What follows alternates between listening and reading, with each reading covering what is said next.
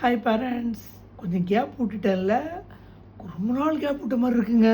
சரி பரவாயில்ல, ரொம்ப இம்பார்ட்டன்ட் டாபிக்கு, ரொம்ப முக்கியமானது, நிறைய ஃபேமிலியில் இருக்கிறது. என்ன மண்டை குழம்பு தான் மலச்சிக்கலுங்க.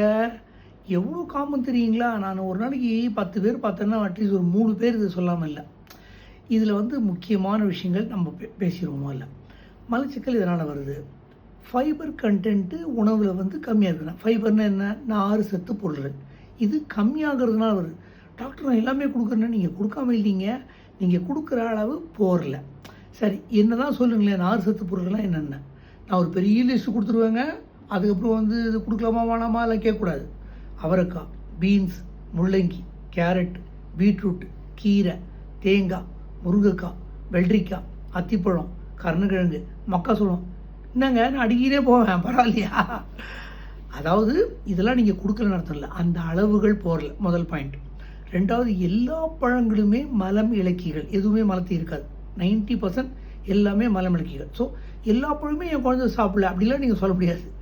என்ன பழம் வாங்கினாலும் எந்த சீசன் ஃப்ரூட்ஸ் அவைலபிளோ அதை நீங்கள் கொடுக்க ஆரம்பிச்சிருங்க. டாக்டர் என் குழந்தை பழமாக சாப்பிடாது, சரி ஜூஸாக கொடுங்க. டாக்டர் ஜூஸாக சாப்பிடாது. எல்லா பழங்களையும் மிக்ஸ் பண்ணி ஒரு ஃப்ரூட் சாலட் மாதிரி கொடுங்க. டாக்டர் அதெல்லாம் சாப்பிடாது. சரி வெஜிடபிள் சூப்பு கொடுங்க. டாக்டர் இதெல்லாம் ஏங்க எதை தாங்க சாப்பிடுவோங்க குழந்தை?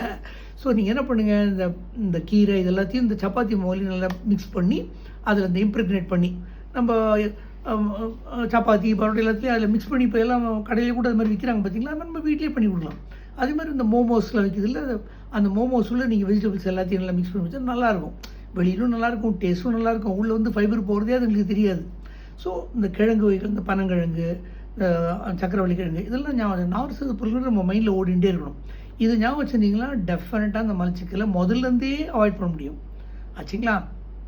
கடைசியாக ஒரு பாயிண்ட் சொல்லிடுறேன். இந்த டாய்லெட் ட்ரைனிங்கிறது என்ன? காலையில் இந்த மலத்தை ஈஸியாக வெளியேற்றத்துக்கான ஒரு பழக்கத்தை ஏற்படுத்துறது. இது எப்படி ட்ரெயின் பண்ணுறது? ஒரு வளர்ந்துன்னு வர குழந்தைங்களுக்கு 3 வயசு 5 வயசு இருக்கும்போது என்ன பண்ணணும்? காலையில் எழுந்து நான் பால் கொடுக்குறேன், பூஸ்ட்டு போர்ன்விட்டா இதெல்லாம் அவாய்ட் பண்ணிக்கோங்க.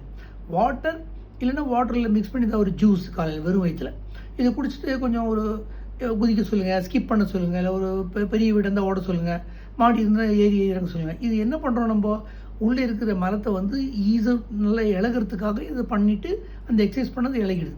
கொண்டு போய் டாய்லெட்டில் உட்கார வைங்க. ஸோ ஒரு 10 நாள் எனக்கு வரலாமா ஏமா உட்கார வைக்கிற இதெல்லாம் சொல்லும். ஆனால் ஒரு வாரம் தான். அதுக்கப்புறம் பார்த்தீங்கன்னா அந்த மசில்ஸ் ஆக்ட் பண்ண ஆரம்பிச்சதுன்னா ஈஸியாக வர ஆரம்பிச்சிடும். அதுக்கப்புறம் பாருங்கள், கரெக்டாக 7 மணிங்க, அம்மா அங்கே போகணும் டாய்லெட்டுக்கு போய் உட்காந்து போயிடுங்க. சந்தோஷமாக இருக்குதா? ஓகே.